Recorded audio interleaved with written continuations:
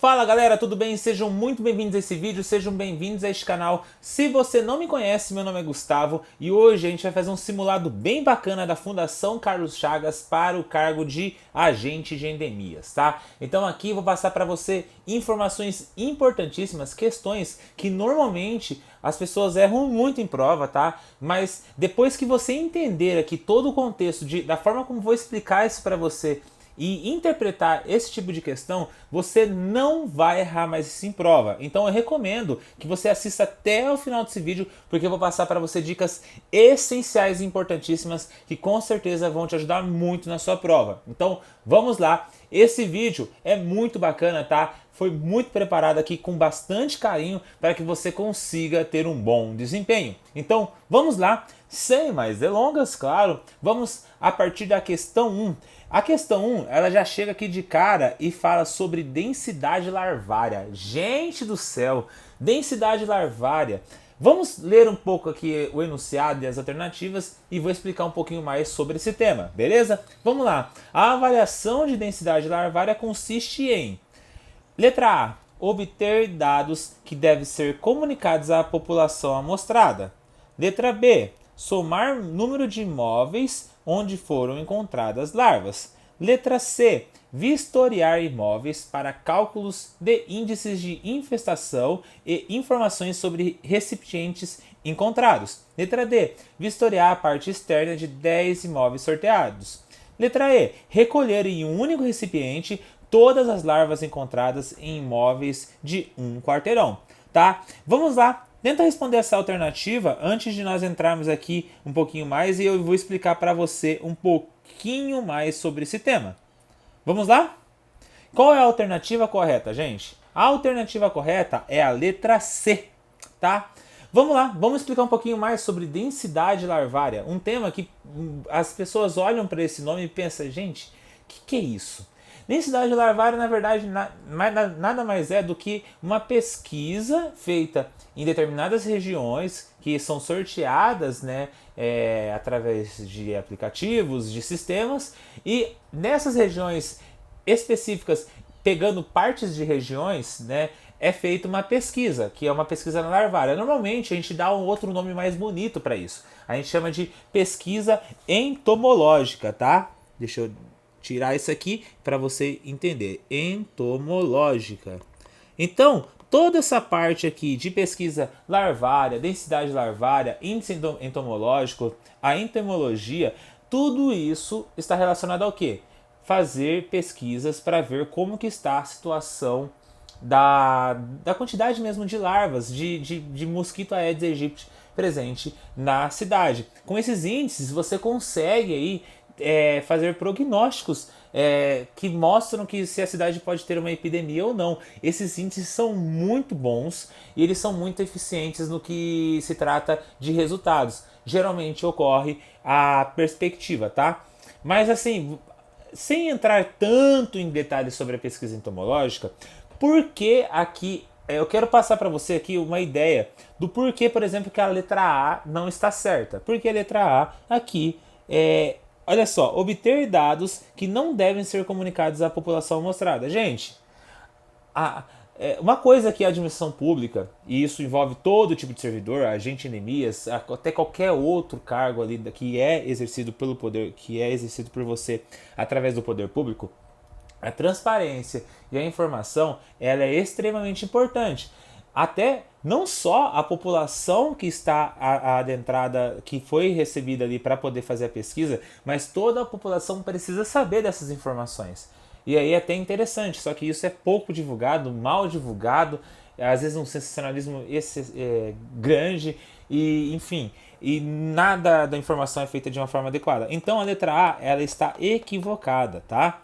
Agora é o seguinte, letra B, somar o número de imóveis onde foram encontradas larvas. Não, gente, os imóveis na pesquisa entomológica que são somados são todos os imóveis que foram feitos as pesquisas e a vistoria, tá? Então, por quê? Aí a gente vai ter aqui alguns números, por exemplo, o número de imóveis visitados, tá? Onde os que não foram encontrados larvas, os que foram encontrados larvas e os que têm ali a presença do Aedes, tá? Então, mais especificamente, não só isso, tá? Mas os móveis que foram visitados frente ao número de larvas que foram encontradas de cada imóvel, tá? Porque assim você consegue fazer a proporção. Então não é somente aqui aonde foram encontradas as larvas, tá? Mas também aonde não foram encontradas. A letra D, vistoriar a parte externa de 10 imóveis sorteados. Não, gente. Não. Quando você faz uma visita, não só de controle, mas também aqui de pesquisa, você tem tanto a interna quanto a externa, tá? Por quê? Às vezes a externa tá limpinho, mas a interna tá uma bagunça e tem ali a questão que pode correr, por exemplo, atrás do reservatório de água da geladeira. É um lugar muito comum que tem normalmente índice de larvas. Outro lugar, por exemplo, uma bromélia. Às vezes, normalmente a bromélia fica para fora, mas se você coloca uma espécie de bromélia ou uma tipo de planta parecido com ela, se você não sabe, dá uma pesquisada aí. Essas plantas acumulam muita água dentro e ela é perfeita para a proliferação de Aedes. Então, isso pode ser que esteja dentro de uma casa, por exemplo, né? Não sei, a pessoa às vezes gosta. Então, tá errado isso aqui. Recolher em um único recipiente todas as larvas. Não, gente. Por quê? Não pode fazer isso. Porque numa pesquisa entomológica, você vai lá, vou te dar um exemplo aqui, para ficar mais claro, que vai te ajudar também aqui nessa parte aqui do exemplo da alternativa anterior. Vamos lá, gente. Nós temos, por exemplo, foram vistoriados numa determinada área 8 imóveis, tá? 10, para ficar mais fácil o cálculo, tá? 10 imóveis foram vistoriados. Esses imóveis, a maioria, não foram encontrados larvas. Então aqui você percebe que 8 imóveis não foram encontrados larvas. Só que 2 imóveis foram encontrados e um com 2 recipientes e esse aqui com um recipiente. Então, em tese, se você for olhar, 20% dos imóveis visitados, né, 2 aqui de 10, tem a presença de larva, é um número altíssimo. Mas vamos supor que, em vez de ser 2 aqui, foram encontrados 10 recipientes com larvas dentro daquela casa. Essa informação é extremamente importante, porque depois da visita, os agentes podem ir até lá e cuidar com o maior cuidado possível dessa casa, tá? Então, gente, é um trabalho bem complexo que envolve bastante informações, só que você entendendo todo esse conceito aqui, você não erra mais em prova. Por quê? Ó, vistoriar imóveis, a letra C fica mais claro depois desse exemplo, né? Vistoriar imóveis para cálculo de índices de infestação e informações sobre os recipientes encontrados, tá? Por quê? Aí aqui, na hora de você fazer a inserção das informações, a gente fala, né, de alimentar o sistema com as informações, aqueles 10 recipientes, a gente vai colocar aonde foi encontrado aquele tipo de recipiente. Ah, foi encontrado num vaso. Ah, foi encontrado numa garrafa.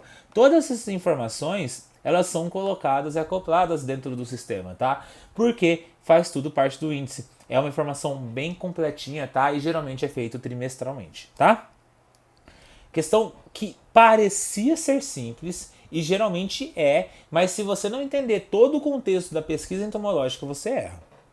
Agora, vamos para a questão 2.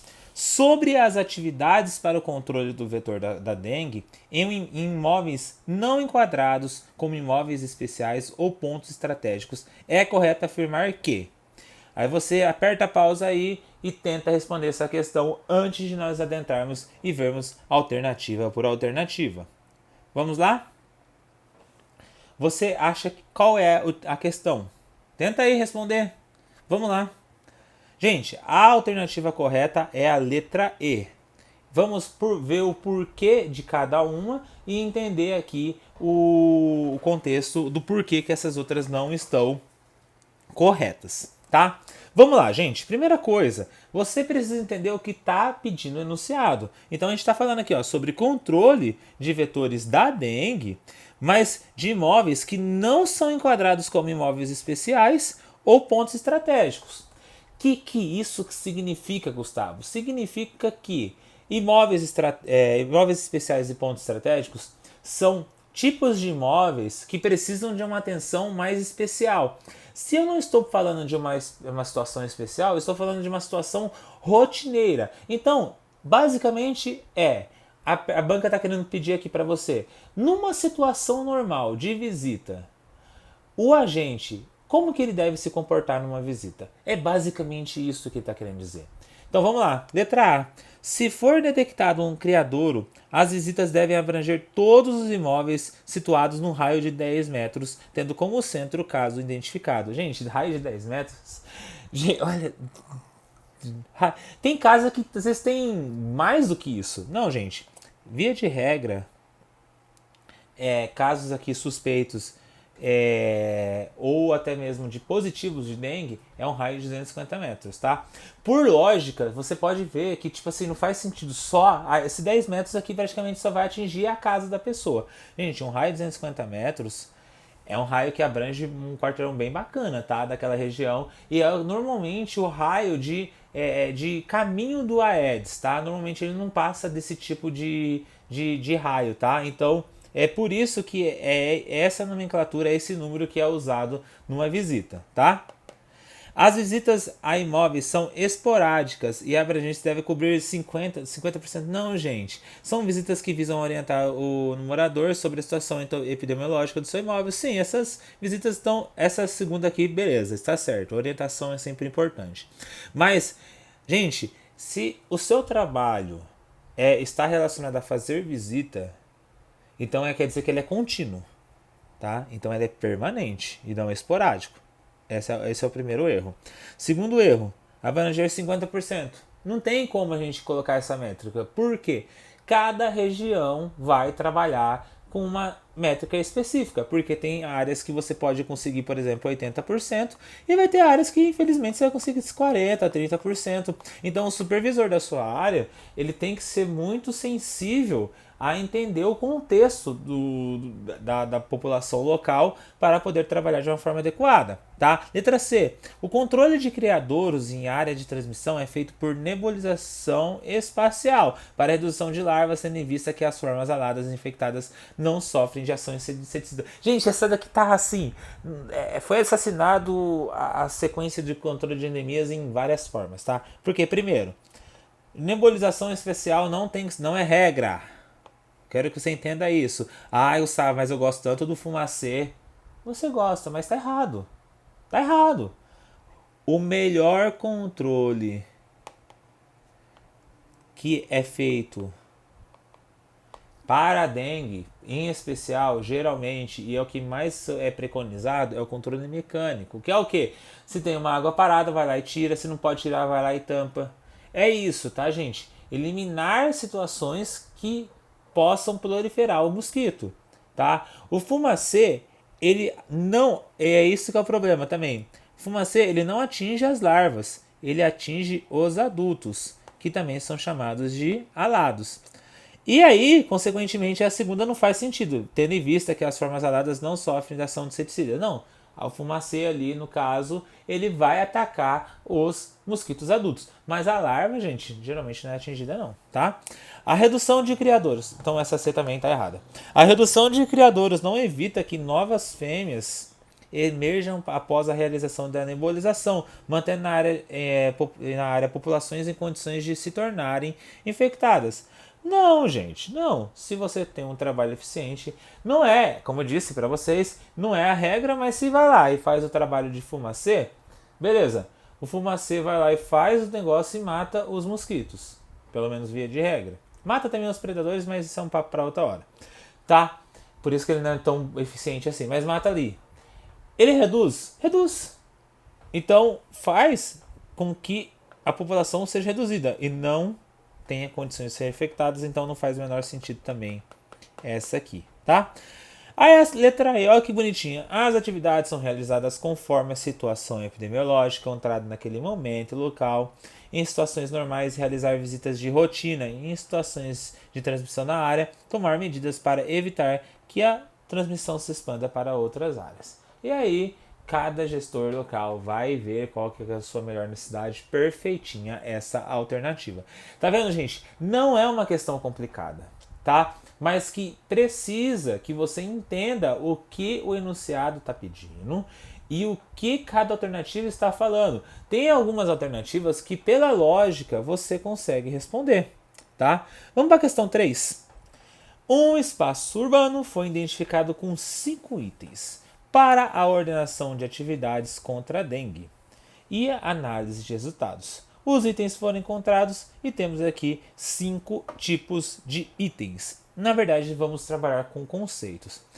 E temos na sequência os conceitos que estão aqui sendo ofertados nas alternativas, tá? Atente-se a esse contexto, salva aí, mas tenta identificar qual é o conceito de cada uma que está aqui, tá? Que eu vou falar com vocês agora, tá? Vamos lá. Consegue responder? Se não conseguiu, tudo bem. Mas vamos começar aqui de um jeito diferente, que vai ficar mais fácil para você entender. Vamos começar da parte dos 5 para trás. Gente, entenda o seguinte. A gente tem diferenças, como vocês viram, temos as situações de pontos estratégicos e imóveis especiais. Imóveis especiais é uma coisa e pontos estratégicos são outras. Por exemplo, na minha cidade tem uma equipe especializada nesse tipo de contexto. Agora vamos lá, qual é o conceito de cada um? Aqui você já vai conseguir matar, por exemplo, 2 partes com esses conceitos. Então vamos lá. Imóveis selecionados em função do risco que oferece a disseminação de transmissão dada à circulação ou permanência de grande número de pessoas. Gente, esse tipo de conceito, qual que é? É o imóvel especial. Um exemplo de imóvel especial é uma escola, tá? Escola é um imóvel especial. Uma igreja é um imóvel especial. Lugar onde há grande circulação. Mas qual que é a diferença do ponto estratégico? Coincidentemente, a 4 é o ponto estratégico, que carinhosamente a gente chama de PE.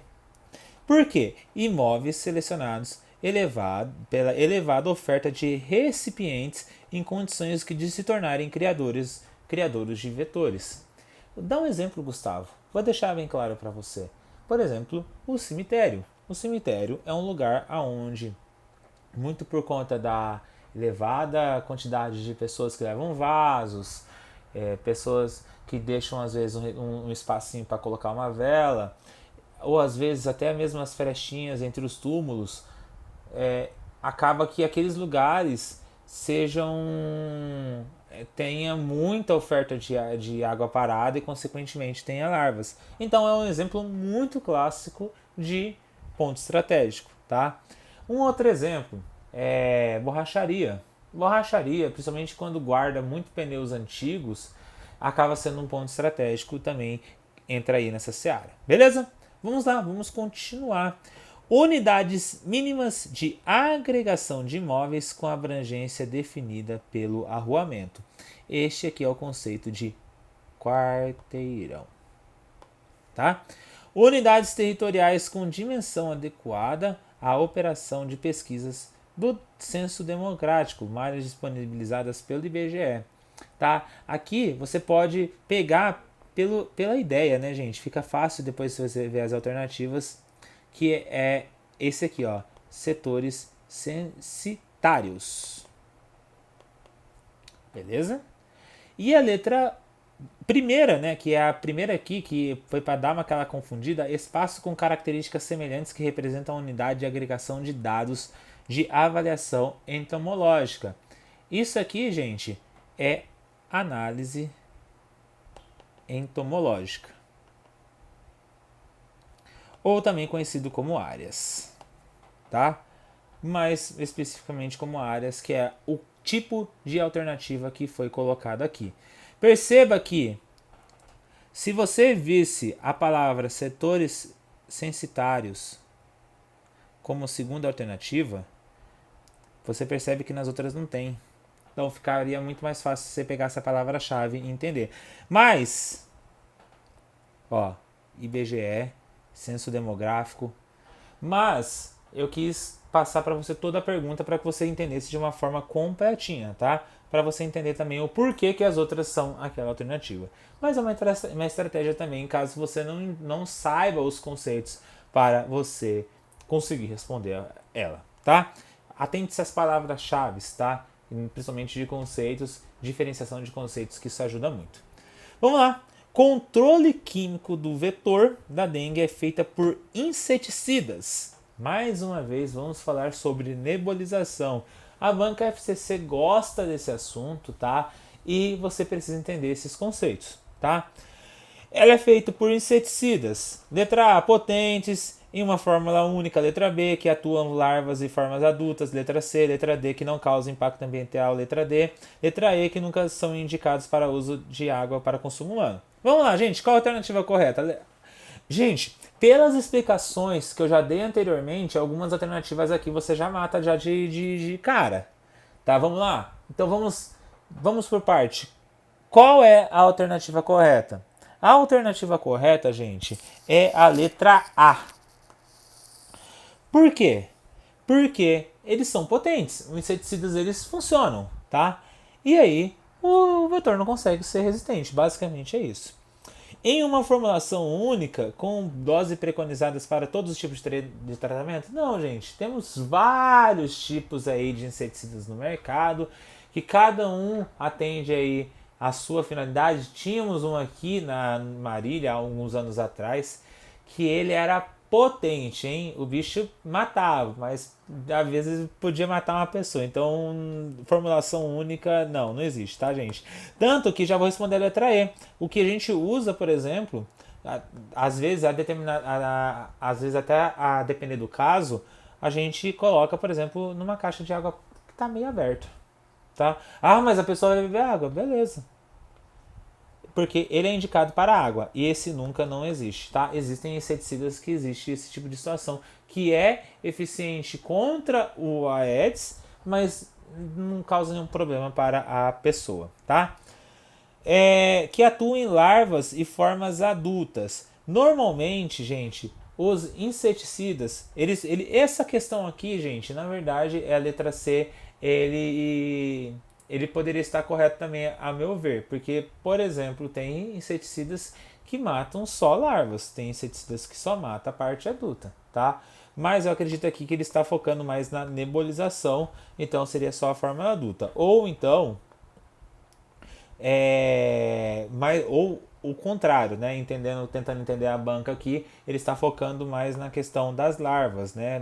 Na aplicação de inseticida na parte das larvas em si mesmo, quando está na água, na parte aquática, na fase aquática. Mas aqui, por que é um erro que eu acho que da banca? Porque aí, no caso, se é só focado em larvas, aí é larvicida, tá? Mas a banca deu a letra A, porque é a mais correta, tá? A letra D, que não causa impacto ambiental, mesmo usando em abundância. Não, gente, causa. Como eu disse, tem tipos de tratamento ali, tipos de produtos que são muito complicados e que com certeza causam impacto ao meio ambiente, sim, tá? Mas, basicamente, a nossa letra aqui mais correta é a letra A, tá? Passivo de anulação? Passivo de anulação, mas você precisa entender aí esse tipo de conceito, tá? Vamos lá, gente. Um cidadão se recusa para que o agente de Mias, que acabou de chegar, acabou de ser contratado, ele não vai deixar ele entrar na sua residência. Falou que a propriedade é dele, que ele tem direitos. E aí? O que pode? Tá? Existe algum tipo de amparo legal para que ele possa fazer algum tipo de situação, principalmente que ele não é permitido? Gente, primeiro, o agente não deve forçar a entrada porque ele não é policial. Tá? Não é isso. O agente também não deve desistir. Aqui é amparo do Ministério da Saúde? Não, gente. O amparo só da Ministério da Saúde? Não. O município tem que dar um amparo aqui, porque o município geralmente é onde o agente está vinculado. O morador está com a razão? Não. Gente, existe amparo legal à execução das ações de campo, tanto para imóveis fechados, abandonados ou com acesso não permitido, tá?